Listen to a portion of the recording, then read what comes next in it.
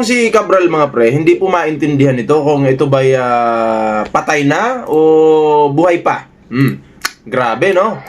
So, ito po yung ating pag-uusapan ngayon. Itong mga taong hindi maintindihan kung ito ba'y nananatili pa sa mundong ibabaw o hindi na. Magandang gabi po sa yung lahat, ha. Siyempre sa ating Bengador, ayun, huwag yung kalimutang i-follow yung i-subscribe yung Bengador mga pre. Ayan. Magandang gabi po. Ayan, shoutout po sa yung lahat. Di ko na kayo maisa-isa, pero magandang gabi po sa inyo. Ayan. Okay, handa na po ba kayo? At hindi naman po matagalan yung ating live. Meron lang po tayong bibigyan ng mga kaunting reaction lang about dito kay Leveste, dito kay Cabral, dito kay Quezon, di ba? So sila po yung ating gagawin pulutan ngayon. Pulutan, di ba? Kasi ito nga naman si Cabral mga pre, nakakapagtaka rin. Wala man lang lamay. Di ba? Nasaan po kayo lamay? May lamay po ba kayong nakita sa social media? Mabuti pa ngayon si si Akop, Kung Akop, 'di ba? May lamay pa po. Pero itong Cabral na to, wala, 'di ba? So Happy New Year po sa iyo lahat diyan, okay? Magandang araw po, magandang gabi, magandang tanghali, magandang hapon. Ayan. So handa na po ba kayo mga pre? Handang-handa na po ba lahat? Ayan. Siguro naman handa na po kayo at tayo na po yung magsisimula agad. Wala nang patumpik-tumpik pa. Di ba? So, eto na. Sino ba yung uunahin natin? Ito si Baklang Kulangot. Etong si TikToker. Kasi tinapik din niya po or tinalakay niya itong about dito kay Cabral. Okay? So, pag-usapan din po natin ito. Dito sa cellphone natin, hindi natin ma-flex yung video kasi sa cellphone tayo naka-live. And then dito naman sa OBS, iba rin po dito. Ito yung sa ating channel. Ayan. So, eto na, no? At simulan na po agad natin kasi alam ko, handa na po kayo. Ayan. So, unahin po natin itong baklang chupador na to. Walang iba kundi itong TikTokeres na to, no? TikToker ko, no? So, flex muna natin. Ayan, nakita nyo na. So, pakinggan po natin to mga pre, yung kanyang masasabihin dito. Nako, mga lords. May kumakalat niyo. Wait lang. Ulitin natin. Pakinggan po natin to mga pre. Nako, mga lords. May kumakalat ngayon na si Yusik Cabral daw ay nasa Europe. Kaya pala walang burol. Well, kung sasabihin natin, kung iintindihin po natin yung kanyang sinasabi, no? Wala nga naman talagang burol. 'Di ba? Bakit walang burol? Dapat man lang makita ng publiko yung pagmumukha ng isang magnanakaw na maalam na, 'di ba? Pumanaw na sa mundong ibabaw, pero wala po tayong makita na ito ay binurol. Kayo po ba, yung mga nanonood sa atin, may nakita po ba kayo sa TikTok, Facebook, YouTube na ito ay binurol? Meron po ba? Di ba wala? Buti pa nga si Kung Akop di ba? Binurol po talaga. Yun po yung totoong namatay. Ako'y naniniwala ako doon na namatay talaga. Pero itong si Cabral po, 50-50 po. Walang burol. 'Di ba? Dapat nga malaman ng taong bayan na kung saan yung burol or kahit sabihin na lang sa publiko na ito yung burol niya. Kahit di na sabihin kung saan. 'Di ba? Basta may mga pictures lang na patunay na ito nga ay binurol. Pero wala po Kasi nagdududa po ang taong bayan, 'di ba? So dahil nakita daw nila sa Europe itong si Cabral, namataan daw sa Europe, no? Naispatan daw sa Europe. Baka naman isisin nyo ngayon sa Pangulo. Alam naman natin itong mga ganitong klaseng kulangot. Ganitong klaseng mga siraulong DDS. 'Di ba? Ididikit agad nila yan kay PBBM na pinatakas yan. 'Di ba? Mga bobo nga tuloy natin. Wala na, di ba? Tinatakas na nila. Sabi ko na nga ba Di ba? Narinig nyo? Pinatakas na nila. So, yun po yung kanilang mga pangtangang pambobola. Mabobola nyo, mga tanga lang. 'Di ba? Pero ang taong bayan, hindi nyo mabobola kailanman.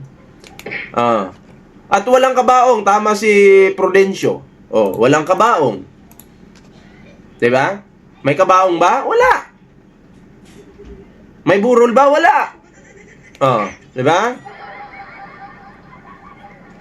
Ito pa, tuloy natin. Pinatahimik na nila.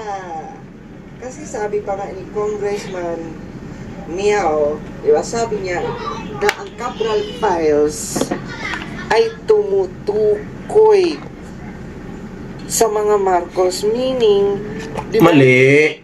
Ang Cabral Files ay tumutukoy kay Pulong. Dahil ang kinanta, ang isiniwalat ni Cabral ay itong si Pulong. Si 51 billion. Katanga-tanga talaga nitong kutong lupang inutil na to no? Di nag-iisip, di ba? Alam naman natin si Pulong talaga yung si 51 billion yung laman nung Cabral Files. Isa sa laman. At alam ko marami pa yan. Puro mga DDS yan. Di ba? Naniniwala ako dyan. Isa sa laman ay itong si Pulong. Bakit niyo isisingit ngayon kay Presidente? Kakapal naman ang mukha ng mga to. Sarap pagbatok-batokan yung utak no? Bypass natin yung bungo.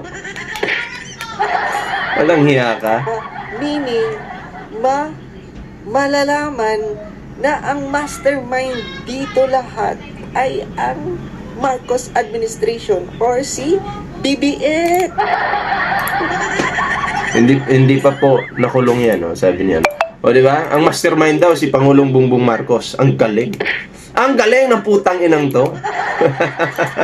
Ay, sorry. Sorry naman. Nakapagmura lang, di ba? Ayoko magmura, magbabago na sana ako di ba? Ang hirap.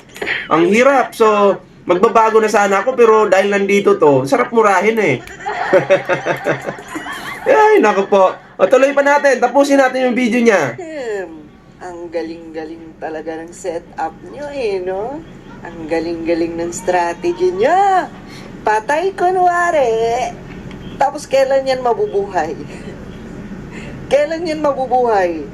Daig pa si Jesus Christ no? May resurrection. Eto bago kayo magsalita sa social media, kailangan meron kayong mga ebidensya na hawak. Okay? Kailangan may hawak-hawak kayong ebidensya na talagang pag sinabi nyo ang mastermind niyan, si Pangulong Bongbong Marcos, patunayan nyo, di ba? Labasan nyo ng resibo. Labasan nyo ng ebidensya. Meron ba kayo nun? Wala. Wala, di ba? Paano maniniwala ang taong bayan dyan kung puro laway-laway lang yung kapital nyo? Pero pag mga DDS, automatic, mga tanga yan maniniwala yan sa inyo.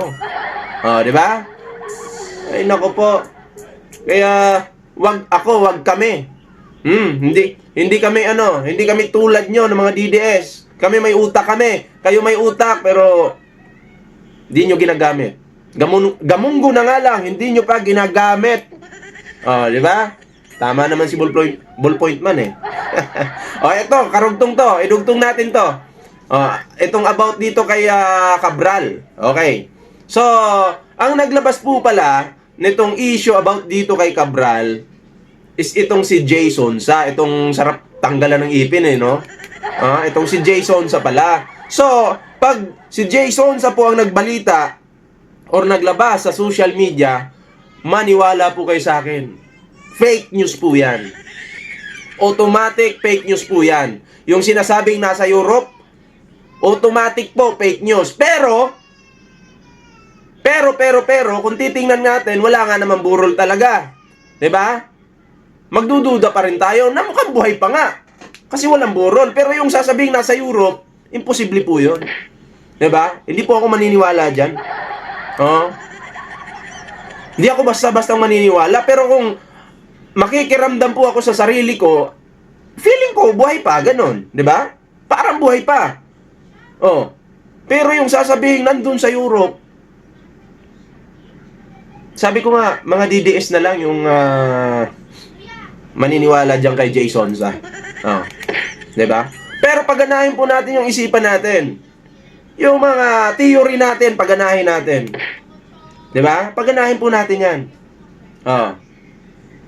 Kasi sabi ko nga sa inyo, lahat po pag ang artista namatay, binuburol, makikita ng publiko, pag ang isang kontraktor namatay, ibabalita yan, and then makikita kung saan binurol. At makikita yung burol, may kabaong kumpleto, 'di ba? Pero itong si Cabral, invisible po yung kabaong nito. Hindi po natin mahagilap. Oh, pakinggan po natin